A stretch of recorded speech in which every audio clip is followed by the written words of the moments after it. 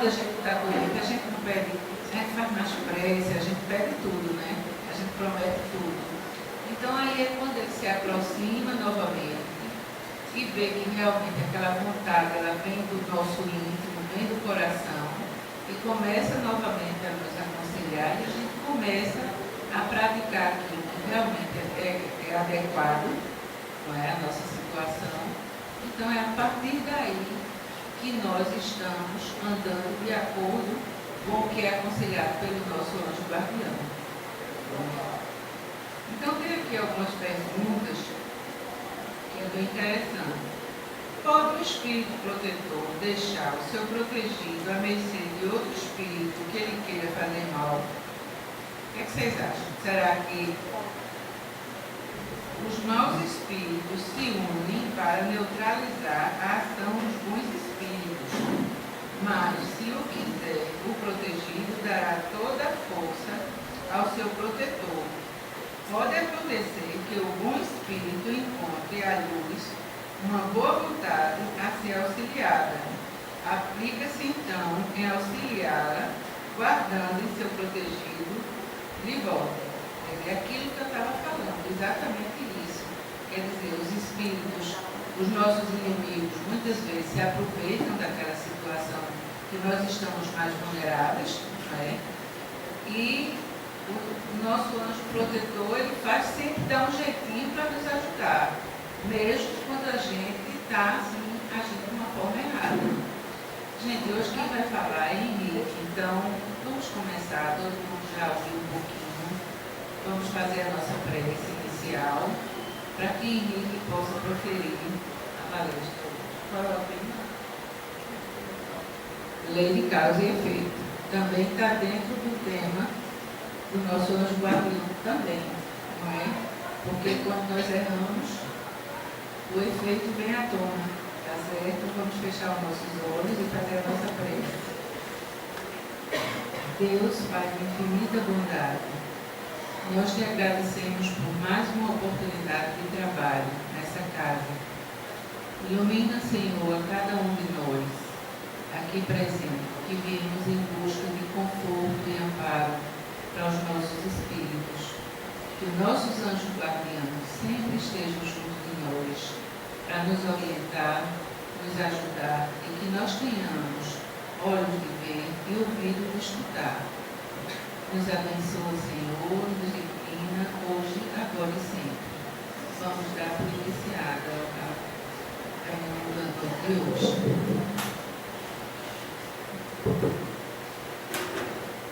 Boa noite a todos. Nós vamos, na noite de hoje, conversar com vocês sobre lei de causa e efeito. Na doutrina espírita, esse é um dos temas mais, podemos dizer, polêmicos, no sentido de que muitos fecham o assunto achando que se você cometeu algo, você vai passar por aquilo que cometeu. Se você fez o irmão sofrer, da mesma forma você irá sofrer, como na lei de olho por olho, dente por dente. E nós começamos a observar que a lei de Deus, ela é perfeita. E que existem muitas nuances que nós desconhecemos. Mas muitos afirmam que se você matou, você vai morrer da mesma forma que você matou. Se você deu um tiro, você vai levar um tiro. Se você roubou, você vai ser roubado. Então, o que nós fizemos para procurar facilitar o entendimento de todos nós? Nós pegamos um estudo acerca do tema e vamos aqui colocar alguns exemplos dessa lei para que possamos compreender da melhor forma possível. A lei de Deus, todos nós sabemos, nos atributos de Deus, está lá no livro dos Espíritos. Quem poderia citar um atributo de Deus? Vocês já leram. Deus é perfeito, então um atributo é a perfeição. O que mais? Onipotente. 2. O que mais? Onisciente, onipresente, justo. Na perfeição tem que ser. Mais algum? Bondoso, amor. São atributos que, segundo os Espíritos, nós temos condições de compreender. Para o nosso entendimento, para a nossa condição, esses atributos pertencem a Deus, mas pela pobreza da linguagem humana, nós não podemos compreender outros atributos. Se Deus é a perfeição, sua lei é perfeita. Então, por que nós sofremos? Quem pode responder? Por que é que nós sofremos aqui? Ou em qualquer lugar, porque o Espírito está aqui hoje e amanhã não está. Porque somos imperfeitos. Porque também não seguimos a lei. Porque se nós observássemos a lei de Deus, que é uma lei de amor e justiça, nós não cometeríamos os erros que cometemos. Então tudo isso por trás tem um ensinamento. Quando Cristo disse a cada um segundo as suas obras, Ele coloca a responsabilidade para quem? Para cada um. Para si. Ele não salvou ninguém. Tanto é que o Cristo disse: vinde a mim todos vós que estáis aflitos e sobrecarregados, e eu vos aliviarei. Tomai sobre vós o meu jugo e aprendei comigo, que sou brando e humilde de coração. Aliviar. Mas para que essa dor seja aliviada, necessário se faz que nós observemos a lei. Então, a partir do momento que a cada um segundo suas obras, nós passamos a compreender que a responsabilidade da nossa vida pertence a nós. E cada um aqui presente deve interrogar a própria consciência se está passando por algum problema, por alguma situação difícil, por algum sofrimento, se você próprio não foi o causador do sofrimento. Se a responsabilidade não é sua. Porque nós temos o hábito, a defesa natural, de tudo nós culparmos e livrarmos a culpa. Sempre foi o outro, sempre foi o próximo. Sempre nós somos as vítimas. Mas é interessante cada um questionar a si próprio. Será que se eu não tivesse feito isso, eu não estaria em outra condição? Será que se eu tivesse ido atrás, me reconciliado, pedido desculpa, pedido perdão pelo erro que eu cometi, eu não estaria em outra situação? Então são questionamentos que nós devemos fazer a nós próprios. E não simplesmente acusar ou tirar o corpo, isentando-se, jogando a culpa no outro. Quantas vezes as pessoas chegam e dizem: ah, mas no meu relacionamento não dá certo, é o terceiro, é o quarto, é o quinto, é o sexto. Eu pergunto: mas será que a culpa é sempre do outro ou da outra? Você não tem culpa nenhuma. Ah, eu tenho um temperamento meio difícil. Ah, eu sou muito exigente, eu sou muito intolerante. Mas, geralmente, nós transferimos a responsabilidade, transferimos a culpa para o outro. E não assumimos. Melhor fazer como um amigo meu que disse: Henrique, olha, eu estava namorando, quando a mulher entrou em casa, ele é muito organizado, metódico.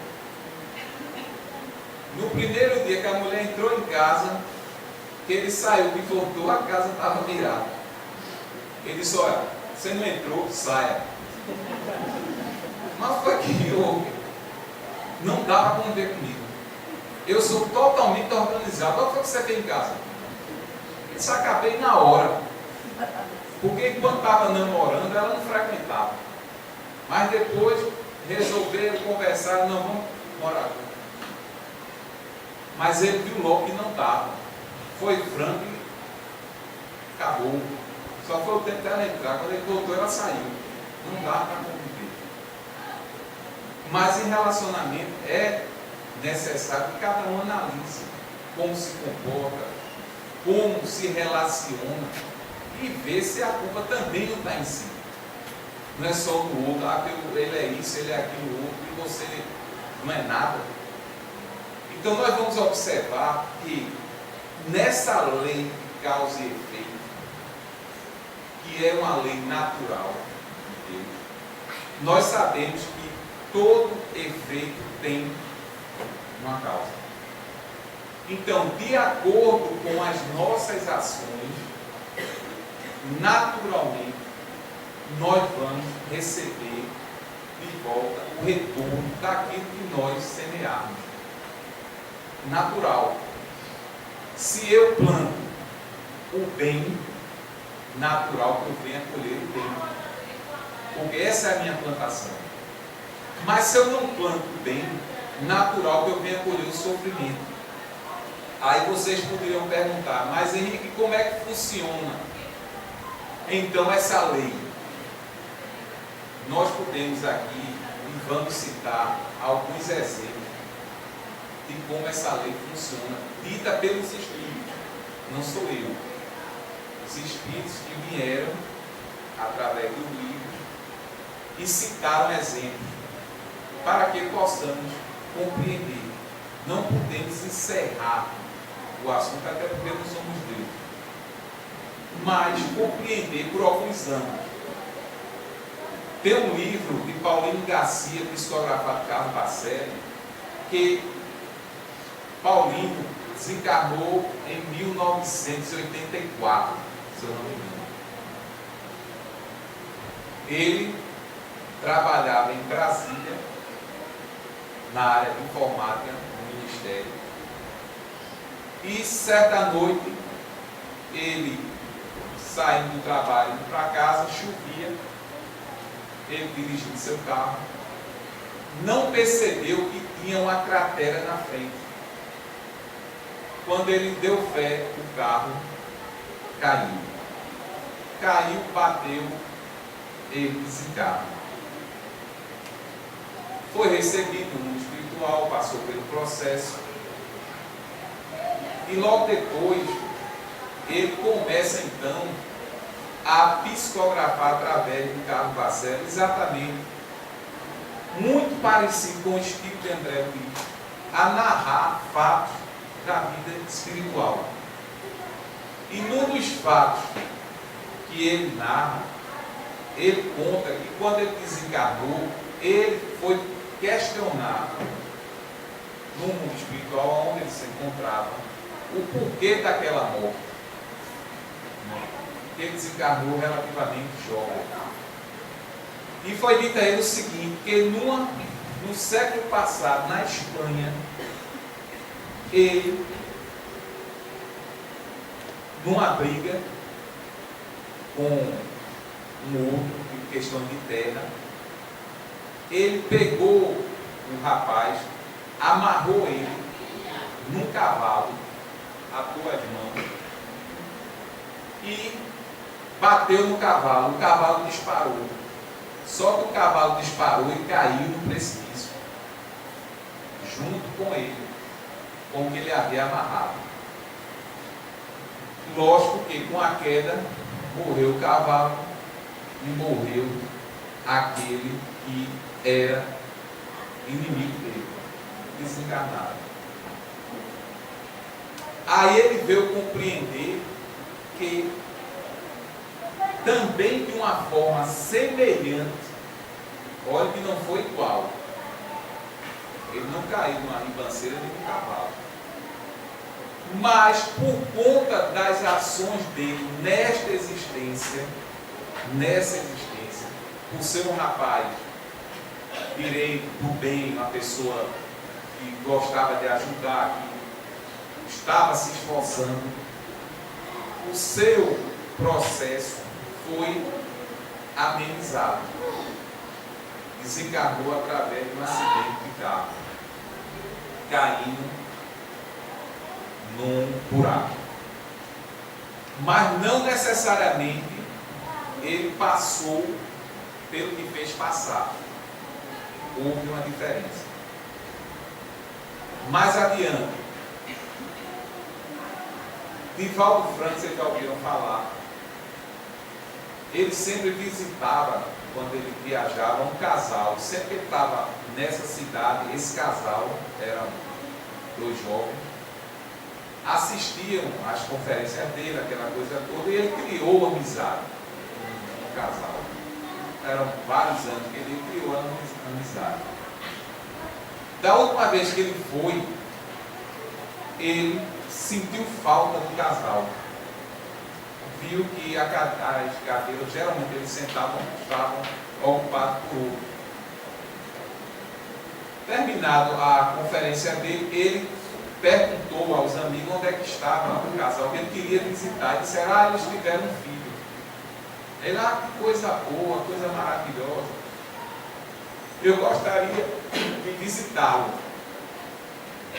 Vamos lá. E foram até a casa do casal.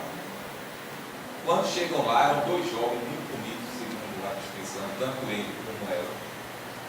Jovem, dois, forte atlético. Quando ele toca na campainha com o amigo, que também conhecia o casal, abre a porta o marido. Aí quando vem, toma até um susto pela surpresa. Mas igual você por aqui, coisa boa, abraça ele, aquela coisa toda. Ele fez, eu soube que vocês tiveram um filho, coisa boa, tá? Não podia deixar de vir aqui sem visitá-lo. Cadê sua esposa? Nisso, ela vem saindo do quarto com a criança, a coisa mais linda do mundo, segundo a descrição. Enrolada, cabelinho liso, lourinho, uma coisa linda.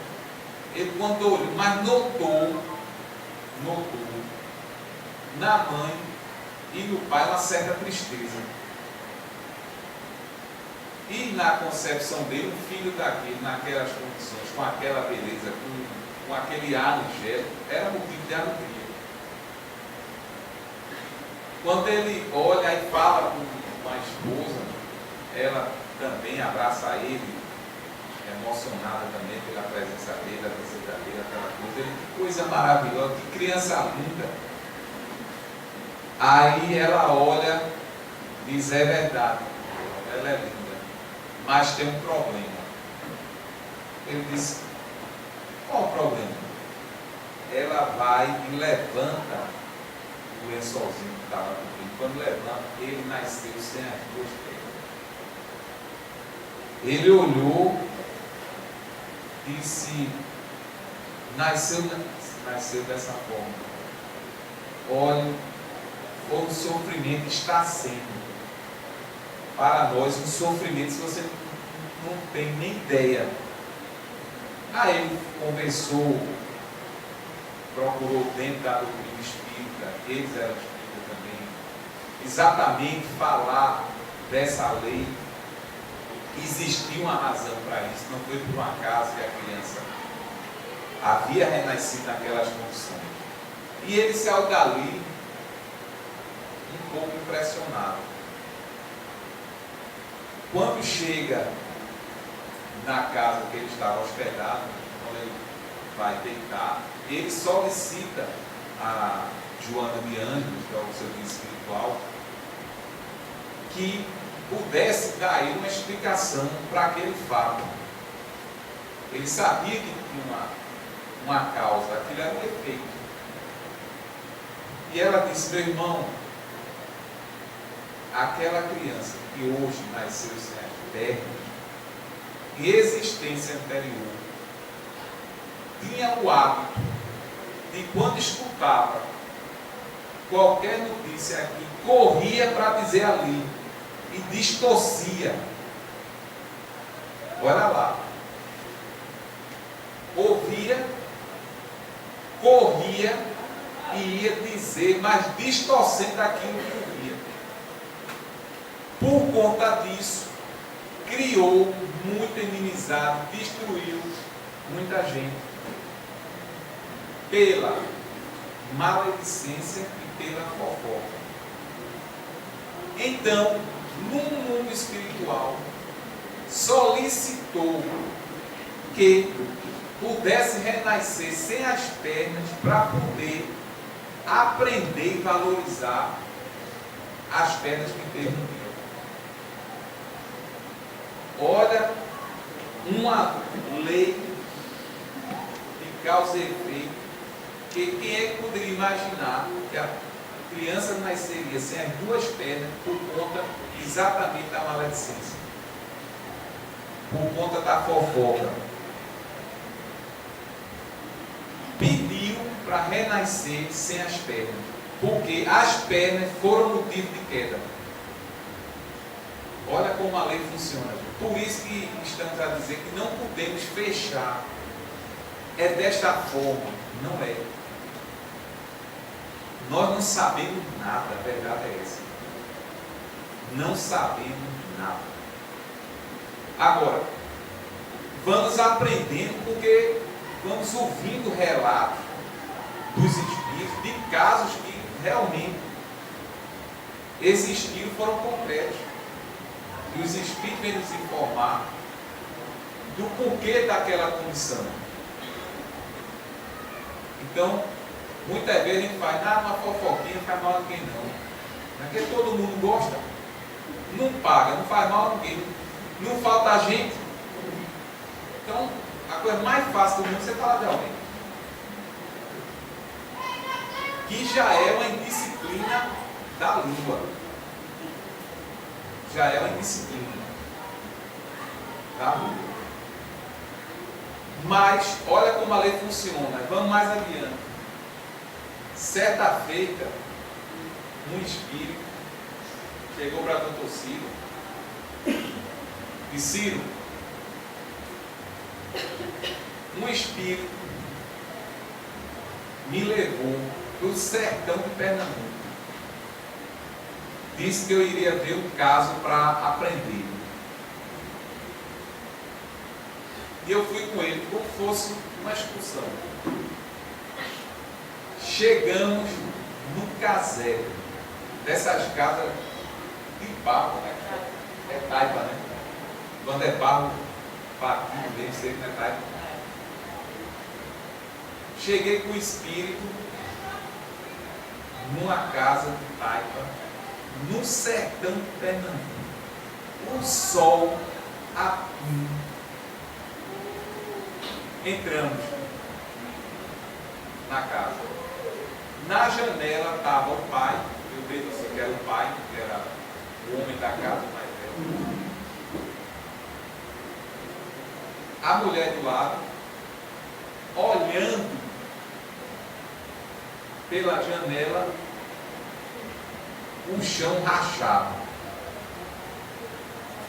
Alguns filhos na sala e outros que tinham ido buscar água a léguas num rio que tinha distante e sujo, barrento. Sabe que aqui estavam comendo palma. Eu, quando olhei, eu tomei um choque, disse o espírito. Pela situação, ali era miséria. Não era pobreza, era miséria. Olhei e fiquei ali pensando, meu Deus, como é que pode uma criatura renascer numa condição dessa? Que não tem nada, falta tudo. As crianças com a barriga desse tamanho, passando fome. Aí o Espírito, o que levou, e se você está vendo isso, aguce a sua percepção no casal, e você vai ver algo. Aí o Espírito diz que concentrou-se, começou a olhar o casal. Quando começou a olhar o casal, é como se uma tela fluídica tivesse projetado. E ele viu aquele casal como se estivesse na Espanha, séculos passados, num verdadeiro castelo, em que o pai era como se fosse o rei lá, o príncipe, sei lá o que for. Os filhos, todos eles faziam parte do castelo, comida à mesa, mas sobrava que dava para alimentar, ele disse, o povoado. Mas ele não doava. O que sobrava, ele não permitia que desse a ninguém. Ele mandava botar fora, mas não dava. Eram festas e festas e festas, banquetes e banquetes e banquetes. Desencarnado. No mundo espiritual, com o complexo da culpa, da consciência, pediram para renascer nessas condições, para aprender a valorizar aquilo que tiveram em abundância. O pai, a mãe e muitos dos filhos, todos eles eram de sangue, vamos dizer, azul. O que sobrava da mesa alimentava o povoado que ficava aos arredores, mas não dava nada, botava no lixo, ou então mandava os porcos comerem. Lei, causa e efeito. Aí começamos a compreender, vamos mais, nós estamos citando alguns exemplos, que é para a gente poder ver a dimensão de como funciona e que realmente a gente não sabe de nada. Muitas vezes mas por que essa situação? Para nós é um sofrimento ver determinadas situações no plano em que nos encontramos. Mas para o Espírito é a grande redenção. É o momento de libertação. Amazonas, 8 de fevereiro de 1957. Saiu no jornal. Uma criança de 7 anos de idade. O pai era pescador, morava na beira do rio, e num determinado dia, desse dia 8 de fevereiro de 1957, o pai solicita ao filho, que tinha 7 anos, que junto com a irmã atravessasse o rio, canoa, para dar um recado a um morador da outra margem. O jovem vai, 7 anos, com a irmã tinha 12, e no meio da travessia ele faz um movimento que a canoa joga ele no rio. Minha gente, em menos de 1 minuto, as piranhas devoraram a criança. Não chegou a ser minuto não, segundo a descrição. Foi segundos. Ele caiu exatamente aonde estava um cardume de piranha.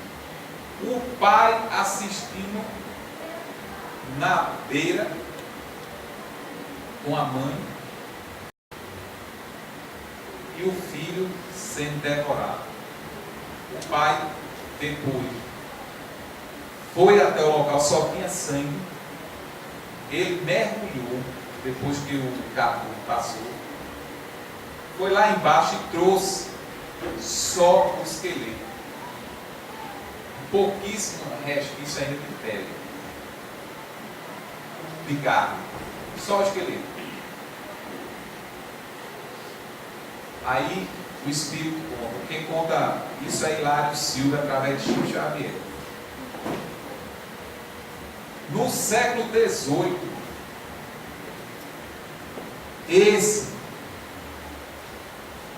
a criança que morreu com 7 anos, era herdeiro do pai. O pai tinha ficado viúvo, teve um filho bastardo, e ele, para que não dividisse a herança do pai com o irmão tinha 7 anos,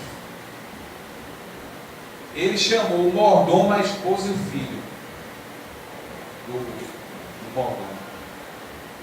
E disseram: vamos eliminar meu irmão e darei a vocês uma recompensa.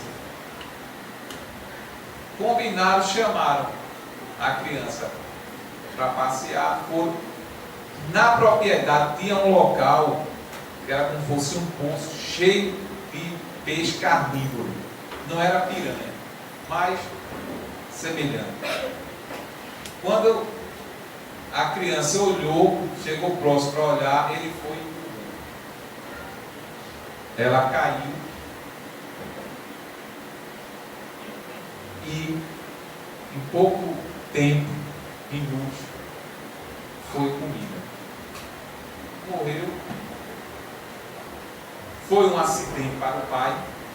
Ele herdou toda a herança, deu a parte o mordomo, percentual, viveu, aproveitou, mas século XVIII veio resgatar agora, de uma forma aí muito semelhante.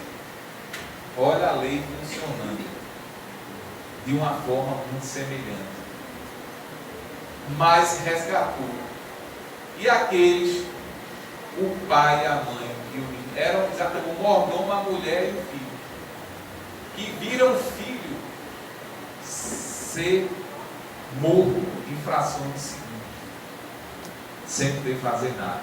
E ele, que foi quem empurrou, passou, deu o mesmo processo. Lei de causa e efeito. Mais adiante, nós temos um caso que ocorreu. Existia um senhor jovem, era trabalhador espírita, pessoa pacífica, do bem, só fazia ajudar, só fazia auxiliar, sempre conciliava, uma pessoa do bem. E trabalhava numa fábrica.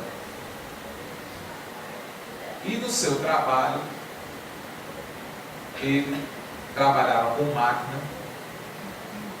Quando ele dá um vacilo, o dedo é esmagado e ele perde o dedo mindinho. Quem?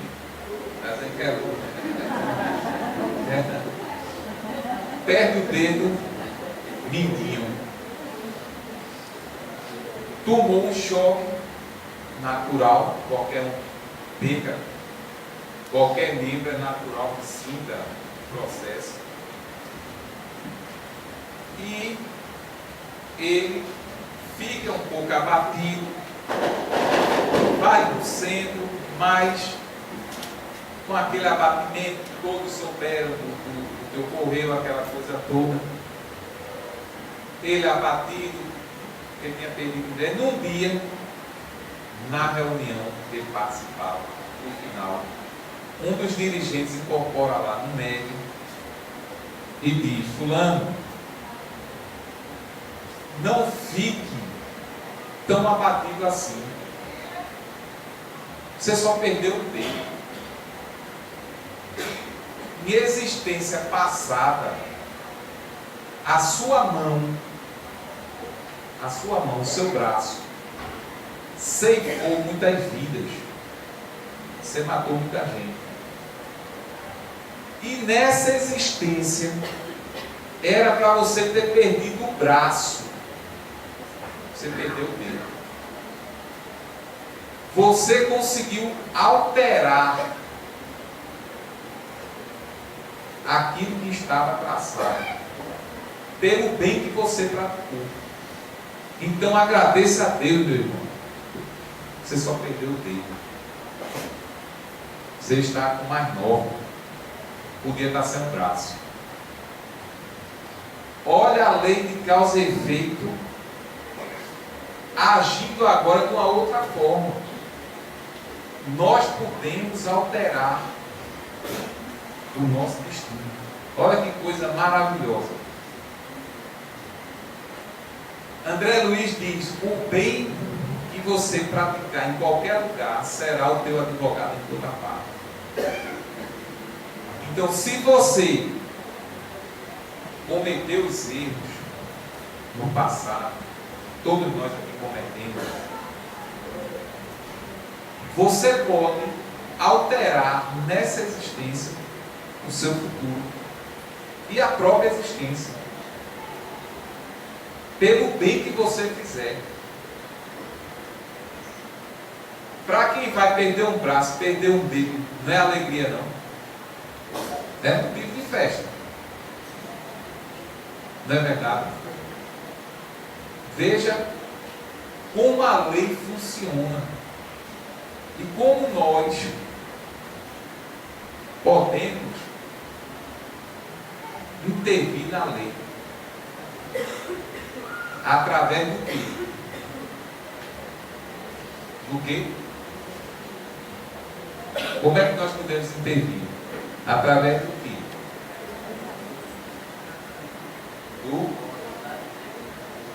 Do trabalho, da caridade, do amor.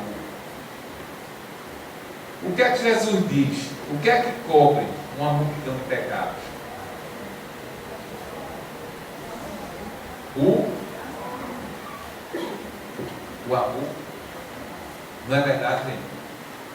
Jesus não disse isso. O amor cobre a multidão de pecados. Qual foi o exemplo que o Cristo deu quando a mulher adúltera ia ser apedrejada? Porque ela havia adulterado, foi pega, e na lei toda adúltera devia morrer em praça apedrejada. Então, quando pegaram a mulher adúltera, trouxeram na praça e que pegaram as pedras para arremessar nela, e o Cristo estava presente, o que foi que ele fez? O que foi que ele perguntou aos que estavam juntos? Vocês estavam lá, foi na época. Aquele que estiver sem pecado, atire a primeira pedra. Olha que lição, gente. Aí o que acontece? Quem foi que começou a pegar as pedras logo devagarzinho? Foi jogando para trás. Os mais velhos começaram então a pegar a pedra, jogou para trás, o outro foi jogando, foi saindo todo mundo. Só ficou Ou o Cristo e a mulher. Algo foi que ele disse à mulher, você está no lado. Vai e não peques mais. Ele condenou? Ele não condenou. Mulher, levanta. Vai, não peques mais. Olha a lição que ele dá. Não errou. Aprenda com ele. Agora não é de novo não. Porque no Evangelho o próprio Cristo coloca: aquele que vê e cai é mais censurado do que o cego. Aquele que comete um crime, mas é um ignorante, ele é menos censurado do que aquele que sabe as consequências que tem um crime. Olha a lição que a gente precisa ler, compreender e refletir. Errou, errei. Mas eu não vou viver no meu erro. Eu já aprendi com o meu erro. Eu vou caminhar para frente. E vou ensinar outros a não errar onde eu errei. Porque eu tenho autoridade para isso. Eu sei o que o erro me causou. Mas quando de nós, porque cometemos um erro, não estamos presos a esse erro há 10, 15, 20, 30 anos passados, 40, 50, carregando a culpa nos ombros, quando já podia ter se livrado da culpa, se martirizando: ah, mas é meu karma. Gente, karma não é palavra espírita, seja bendito. Karma é uma denominação que muitos usam na doutrina, mas não é uma palavra espírita, porque o karma, na concepção, a pessoa que passa por ele, a pessoa fica ali sem ação, sofre sem reagir, sem agir. Há o conformismo: ah, isso é meu karma, meu marido é assim, né? É meu karma, minha esposa assim, é meu karma, é meu karma, ah, isso é meu karma. E a pessoa não faz nada para modificar. Na doutrina espírita não, é diferente. Você sofre essa lei de causa e efeito, mas você luta para vencer. Você não se acomoda. Você não fica lamentando, chorando. Não. Você reage. Você toma uma atitude. Você vai à luta. É diferente. E isso quem diz é o Cristo. Vai, mulher, e não tornes a pecar. Ou seja, a partir de agora você não aprendeu com erro, não erre mais. Siga adiante. Reconstrua sua vida. Faça uma história diferente. Tem uma frase de Chico Xavier, tem até aqui nesse quartinho aqui: embora ninguém possa voltar atrás e fazer um novo começo, qualquer um pode começar agora e fazer um novo fim. É a mesma lei, gente. Eu não posso voltar ao passado, já passou. Não volto. Mas eu posso, a partir de agora, desse instante aqui, fazer um novo futuro. A partir das minhas ações, eu posso fazer um novo futuro. Mas não vivermos como muitos vivem, carregando fardo nas costas. O erro cometido. Ah, porque eu errei. Ah, porque eu fiz isso. Você fez, mas você não tem a compreensão que você tem hoje. Corrija seu erro. Se for para pedir perdão, peça. Se for para pedir desculpa, se for para restituir, restitua.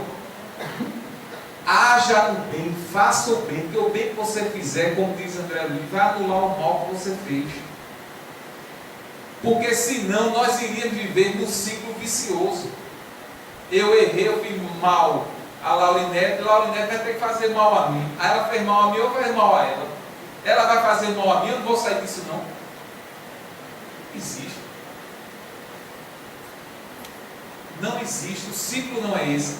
Nós não reencarnamos para sofrer, para pagar, de forma nenhuma. A lei é de educação, a lei é de aprendizado. Nós reencarnamos para aprender.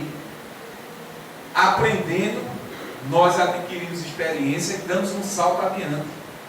Mas não reencarnamos para sofrer. Até porque Deus é amor, e onde é amor não há sofrimento. Ah, Deus me puniu, Deus não pune ninguém. Quem pune é sua consciência, você que se pune pelos atos que cometeu. Então, de acordo com a sua consciência que lhe cobra, você mesmo é que procura reparar o erro. Mas não é Deus que está punindo. Não é Deus que está dizendo, você que é aqui, vem para cá. Vai pagar, você não, vai para lá. Não é assim que a lei funciona. A lei é de educação, reeducação, de aprendizado. E cada um de nós, por mais que tenhamos errado, nós temos todas as oportunidades de, a partir de hoje, acertar. Aí vamos modificar, muitas vezes, o nosso destino. Quando as criaturas iam desencarnar com 30, 40 anos, desencarnam com 70, 80. Por quê? Teve um médico, lutou, modificou, ele modificou o seu destino. Pelas boas ações, pela prática do bem, ele modificou. E hoje, que era para viver 80, com 20 e 30 está desencarnando. Por quê? Pela sua imprevidência, pela sua impúria. Era para desencarnar com 70, 80, com 20 e 30, com um acidente de carro, ou morreu. Por quê? Vinha 130, 140, 150. Bebeu, foi dirigir. Aí nós alteramos o nosso destino. Porque senão seria marionete. Imagina, eu vou reencarnar, mas tal dia, tal hora, eu vou morrer num acidente de carro.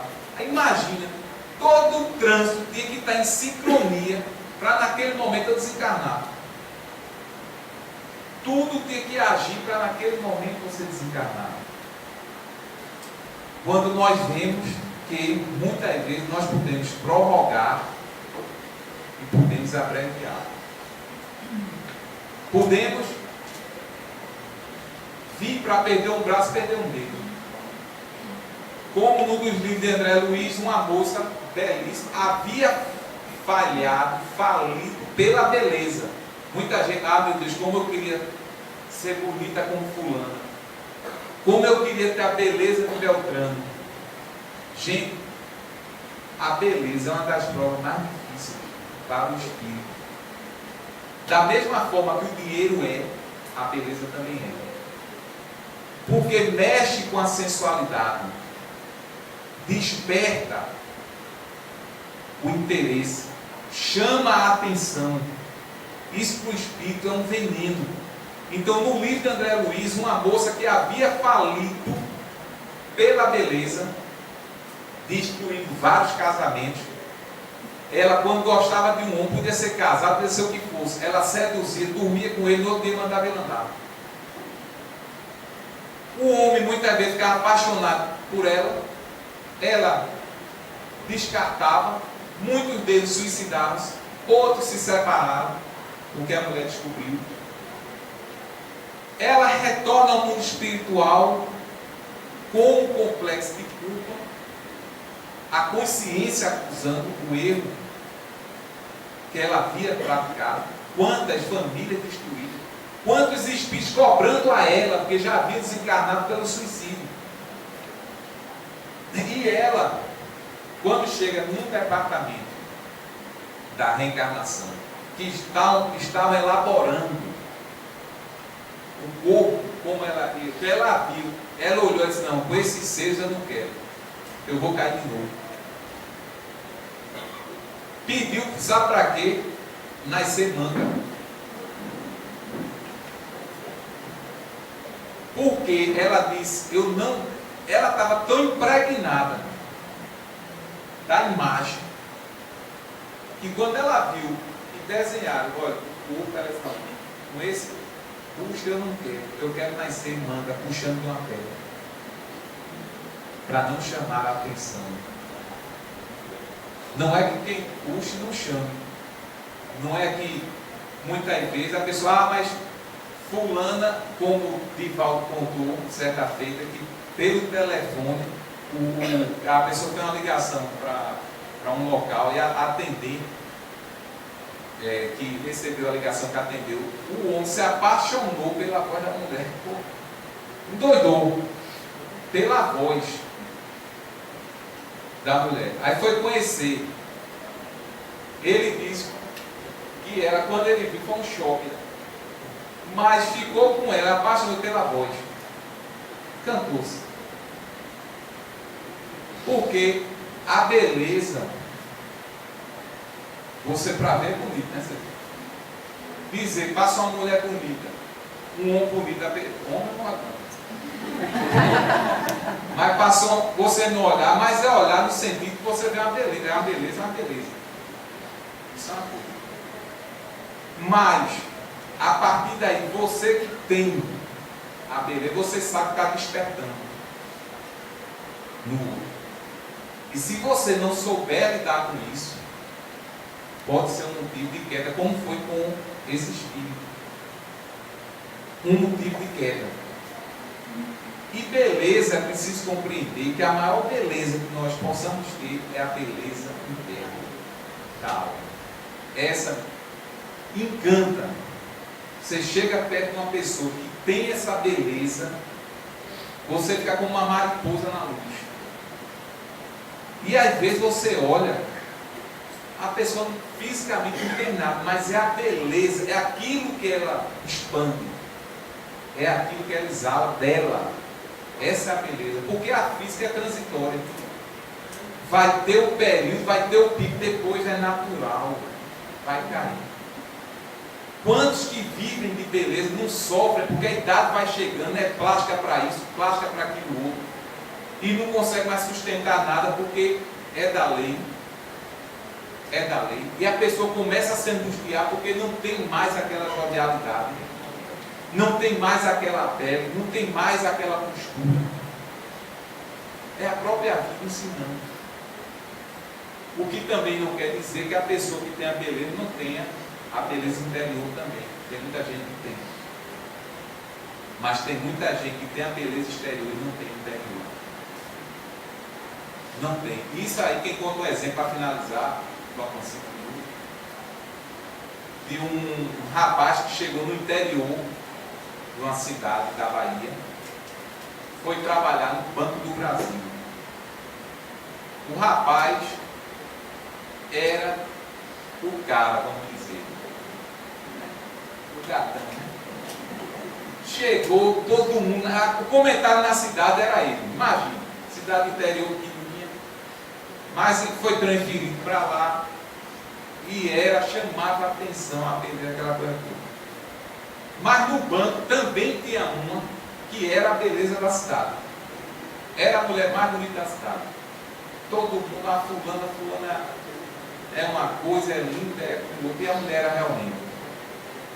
Quando ela viu chegar o bonitão, ela olhou e ele olhou, flertou. Daqui a pouco ela foi se chegando e tal, começaram a namorar. Era o comentário na cidade, é o casal perfeito. Casal perfeito, aquela coisa toda, comentário. Só que um dia, eles pedem transferência lá do banco. Transferência, mas meu Deus, a cidade, né? Porque fofoqueiro tem em todo canto, tem lugar pequeno, aí é que bate um no outro. Não foi que houve, aí começa, né? Será que foi isso? Será que foi aquilo outro? Será que não sei o quê? E a pessoa que contou a história, curiosa também, que conhecia ele porque tinha conta lá no banco, quando soube que ele ia sair, ele não aguentou. Aproveitou uma oportunidade, encostou dentro, mas fulano, tu vai mesmo se transferir, rapaz, se for. Aí tu vai deixar a deusa, tu vai deixar aquela mulher, cara. Mas qual é o problema? Ele sabe qual é o problema? A mulher é um vazio. Não fala nada com nada, não tem argumento, não tem conteúdo, não tem nada, só fala em chapinha. Ele não aguentou. Toda a beleza do mundo, mas não tinha conteúdo. Era só o voto. Ele não aguentou. Disse, eu não posso conviver. Como é que eu posso falar com uma mulher que não tem nem assunto? Quando eu vou falar com ela, só fala de moda, de beleza, de roupa, disso, daquilo, de grife, de não sei o que. Eu não aguento. Então, vou pular fora, enquanto é tempo. Não aguentou. Por quê? Tinha a beleza, mas não tinha o conteúdo. Essa beleza interior, esse conteúdo, que isso muitas vezes prende muito mais do que a aparência.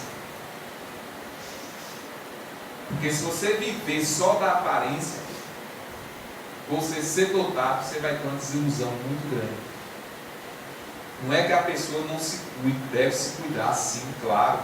Cuidar do corpo e do espírito, está no Evangelho. Cuidar do corpo e do espírito. Mas não é dar mais atenção ao corpo do que ao espírito. Porque o corpo é transitório. O espírito é eterno. Aquilo que você conquistar em virtude, seu espírito carrega. O que você conquistar fisicamente vai ter um período. Cedo ou tarde, você não vai conseguir manter. Agora, no próprio Evangelho, o que é que o Cristo diz? Quando acumulais riqueza, acumulai no coração. Porque nem o ladrão rouba, nem a traça corrói. Essa é a riqueza que nós devemos acumular em nossos corações. A riqueza espiritual. Porque com ela, nem o ladrão vai roubar e nem a traça vai corroer. E aonde quer que nós estejamos, em qualquer lugar desse universo, nessas muitas moradas na casa do Pai, não vai ter noite escura para ninguém. Porque nós vamos ter a luz própria. Quando Cristo diz, brilhe vossa luz, é no sentido de alertar a todos nós para que possamos afastar as sombras que ainda existem em nossas almas. Então que possamos, na noite de hoje, cada um aqui presente, encarnados e desencarnados, procurar acender essa luz.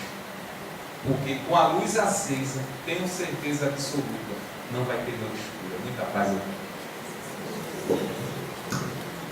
Vamos pedir a nossa irmã Conceição para fazer a prece final.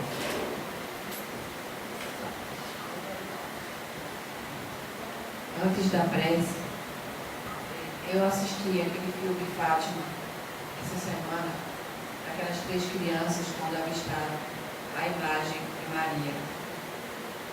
Francisco, 8 anos, Jacinta com 6 e Lúcia com 11 anos. E durante 6 meses, eles, todos os dias 13, a partir do dia 13 de maio até o dia 13 de outubro, eles iriam lá na cova da Iria para assistir a presença de Maria. E ela sempre pedindo, Maria sempre pedindo a perseverança, a fé no que eles estavam vendo, e principalmente o segredo que ela tinha, que esse segredo mais tarde foi dito a João Paulo II e ao Papa Pio XII. Enfim, mas eu fiquei impressionada porque aquelas 3 crianças analfabetas, porque elas não sabiam ler nem escrever, humildes, filhas de camponeses, no interior de Portugal, em 1917, nessa persistência, nessa fé. Aí eu pensei, será que eu tenho essa fé que aquelas crianças tinham? Longe disso. Será que eu tenho essa persistência que aquelas crianças tinham?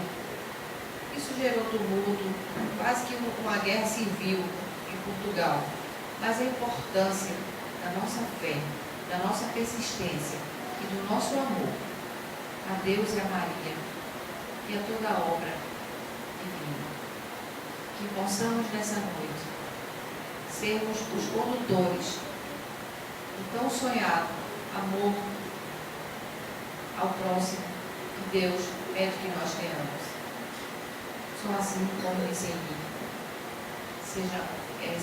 Nós seremos felizes, nós atingiremos a perfeição, que é a bondade e o amor ao próximo. Que Deus nos ilumine hoje e sempre. Com essa rogativa, damos por encerrada a reunião da noite de hoje, desejando a todos muita paz e luz, assim seja.